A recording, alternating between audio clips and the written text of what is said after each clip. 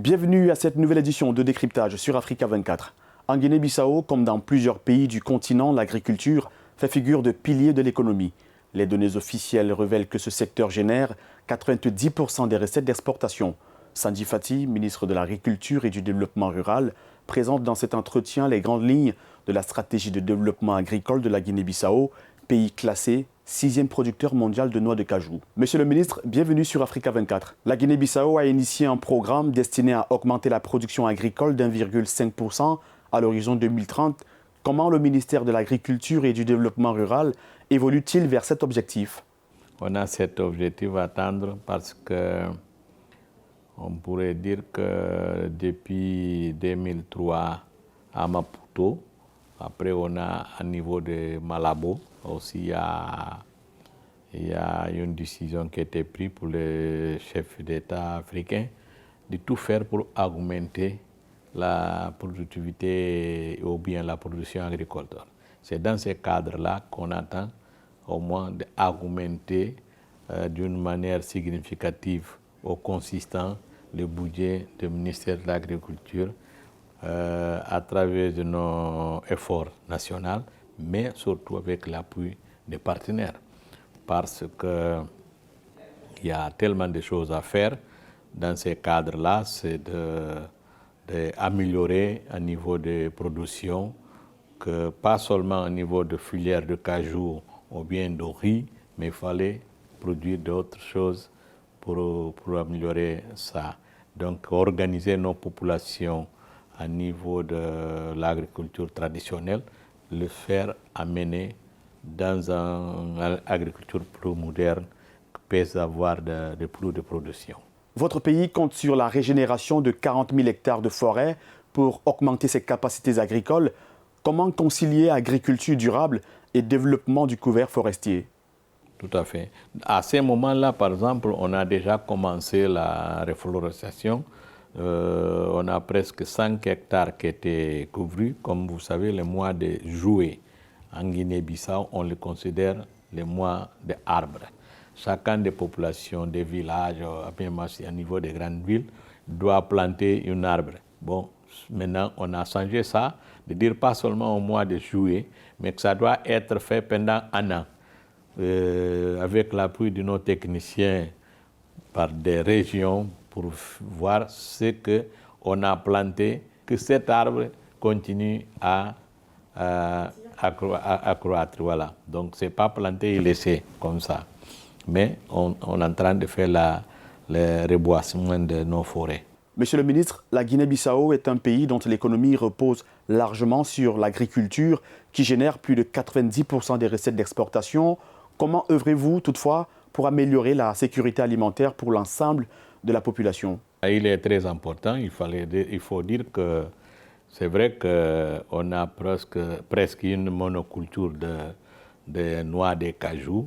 Mais maintenant, il y en a une politique de faire que les gens sortent de cette idée de planter l'arbre de produire la noix de cajou seulement. Pour ça, il nous faut la mécanisation agricole.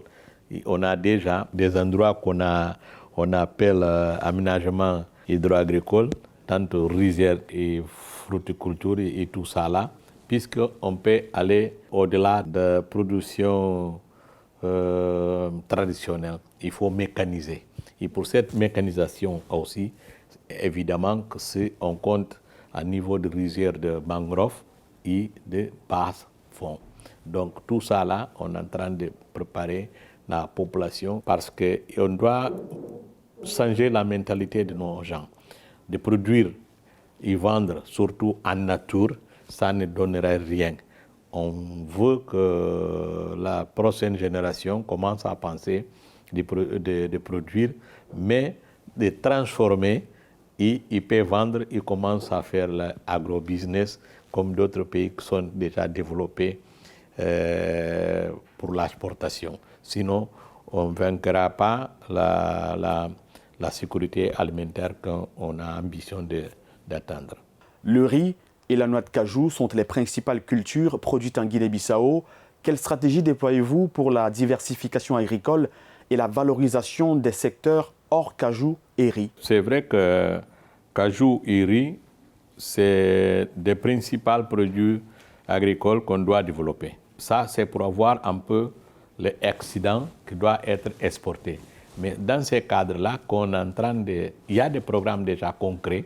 Par des semaines qu'on était à Karantaba, il y a plusieurs endroits qu'on a préparé déjà les pépinières pour amélioration des semences, amélioration des maïs, amélioration de certaines choses, puisque le programme de jeunes peut être non seulement à niveau de la tradition, mais produire des tomates, des légumes comme ça. C'est pour ça. À partir du moment qu'on commence à voir pour l'industrialisation de certains secteurs agricoles, ça va donner l'emploi d'autres gens. On doit améliorer notre vie. C'est pour ça. Donc on doit diversifier. On ne peut pas rester seulement à niveau du riz et à niveau des noix de cajou. Il faut transformer ça, mais aussi d'autres diversités à niveau de l'agriculture. Au cours de la décennie 2020-2030, l'investissement public dans la production de riz doit s'élever à environ 241 millions de dollars par an pour répondre aux besoins de consommation, contre environ 43 millions de dollars provenant d'initiatives privées. Qu'est-ce qui justifie cet écart entre la contribution des secteurs publics et privés pour la riziculture en Guinée-Bissau? Malheureusement, la Guinée-Bissau, on a eu plusieurs situations d'instabilité. Mais maintenant, on est en train de parler de partenariat public-privé. Et dans ce secteur, il y a notre partenaire, à part le gouvernement, pour financer le secteur privé. Et la fonction du ministère de l'Agriculture, c'est d'être derrière eux, de les montrer le chemin, comment améliorer et qu'est-ce qu'on doit faire, puisque la production peut être améliorée et exportée, pas en nature. J'insiste sur cette affaire-là. Parce que, par exemple, toutes les exportations qu'on fait, on le fait en nature. Pourquoi pas les transformer à niveau de pays? Comme ça, on peut employer d'autres gens et en même temps d'avoir une manière d'exporter plus. On note que la Guinée-Bissau dispose de plusieurs programmes de développement agricole aussi ambitieux les uns que les autres, mais qu'est-ce qui aujourd'hui encore freine leur implémentation et l'atteinte des résultats escomptés? Le grand problème, j'insiste, malheureusement, on a eu plusieurs situations cycliques d'instabilité, ça c'est vrai. Mais maintenant, on commence à améliorer avec l'arrivée du général Oumar Sissoko Embalo. Comme vous le savez, on est en train de faire une diplomatie, mais on est en train de développer certaines mesures à niveau national, puisque la stabilité IP commence à venir au pays. C'est à partir de là qu'on peut développer. Parce que sans la sécurité IP, on ne peut pas développer les pays. Certainement, les investisseurs étrangers, quand ils veulent venir pour investir dans un pays, si ce pays n'a pas de stabilité, bien sûr qu'ils ne viendront pas. Et même ça, le gouvernement doit aider, encourager et aider nos secteurs privés pour aller à niveau de production et agricole puisqu'on peut avoir les excédents. Au niveau continental, la question de la sécurité alimentaire reste prégnante.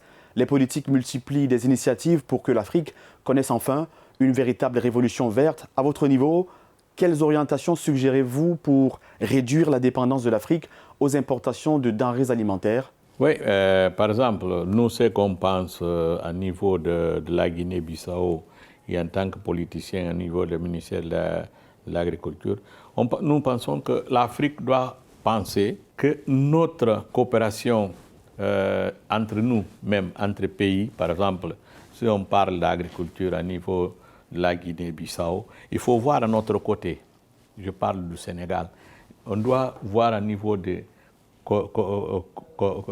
Côte d'Ivoire aussi, ce qu'ils font.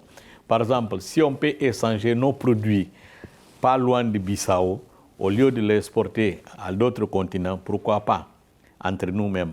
Et ça exige, par exemple, l'infrastructuration du continent. Par exemple, Bissau et Sénégal, que ça peut être mené à Dakar, Dakar à Abidjan et d'autres d'autres pays aussi. Parce que des fois, on fait la production, mais on n'a pas à marcher. On est en train de chercher que les bateaux viennent et les amènent à l'autre endroit. Au lieu que à Côte d'Ivoire, peut-être, ils ont déjà une usine qui peut fabriquer des maniocs, ou bien la farine de manioc, ou bien du maïs, pourquoi pas exporter là-bas? C'est pas trop loin, c'est pas compliqué. Mais il faut l'infrastructure aussi que doit être fait, le pays doit être doté de cette infrastructure à niveau routier ou bien maritime pour ça. Sandji Fati, ministre de l'Agriculture et du Développement rural de la Guinée-Bissau, merci d'avoir répondu aux questions d'Africa 24.